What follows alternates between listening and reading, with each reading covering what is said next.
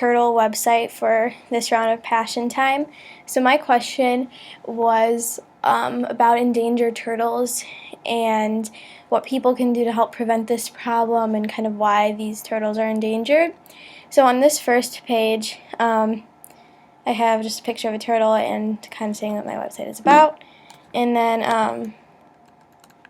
I have a slideshow down here. This has some different turtle pictures on there. And then if you click on this button here, it'll take you to a poll to see what kind of species of turtle you like. So, yeah. And then when you go to this page, this is saying, this shows a list of the endangered sea turtles and then where they are located, like in what oceans they're located. So just says like the green turtle's located in the Atlantic and Pacific Oceans and so and so. So yeah.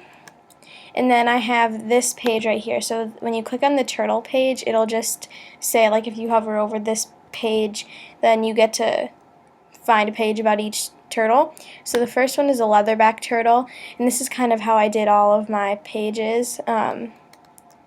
So yeah, I'll fix that later. But so there's just some facts in here, why they are endangered, and also what people can do to help prevent it. And then I have hawksbill turtles, which are really cool. And again, I have the same sort of idea.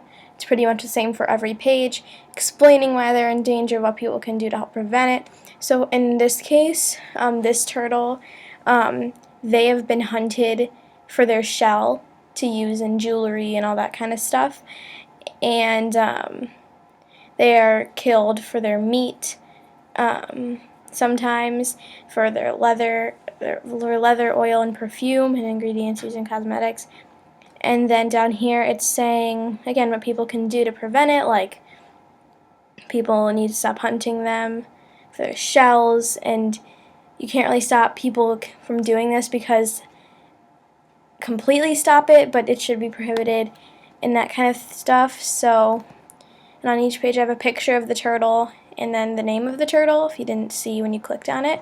So the next is the Kemp's Ridley turtle, and this one is also this one has a very cool shell. And so why they're endangered? Well, people kill their eggs and kill them for their eggs and for meat and for other things, and also their nests are really poorly disguised, so they're wide out in the open. People can go grab the eggs and run pretty much, and no one can really stop it. So people can't necessarily can't really do anything about it because you don't want to move the nest over somewhere else because that might harm the turtles inside of the eggs. But I think that it's so bad that people can just walk right up to the nest, take an egg, and run. And then I said that if people would stop collecting their eggs and killing the adults for their meat, the population would be much higher, which, again, then when there's bigger population, then the females can lay eggs and create more turtles, and then some of these wouldn't be as highly endangered as they are right now.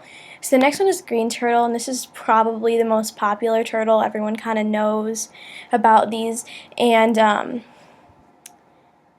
these, when they're born, are super, super tiny, but when they grow up, they can be up to 1.5 meters in length and like 700 pounds, which is very, very heavy if you think about it.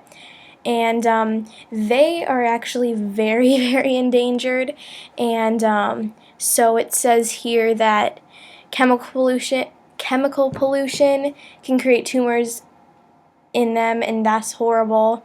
And also they're, again, like the tumors, and then the boat strikes, which means that boats run into them when the boat drivers or boaters are not aware of what's around them. So, and also fishermen's nests is horrible too, and habitat destruction is a big one. So, in here, what people can do to prevent it: fishermen and boaters, again, they need to be aware of what's around them when they're driving their boats. They need to make sure that there's not a big area of turtles right in front of the boat, maybe they should go around or go another way. Then for the fishermen, that's a very big one. They need to realize like there's a lot of sea life under the ocean than just fish or whatever they're trying to catch. So they have to be more aware of that. And then there is the olive ridley turtle, which is similar to the Kemp's ridley, but this one is different. And this one is a particularly small turtle. And again, I'm just mentioning what the problem is. And then the last one is the loggerhead turtle. And this one are mostly hunted for their meat and eggs. But they're also threatened by other things like pollution and fishing nets and stuff like that. So that's it for my website, and I hope you enjoyed.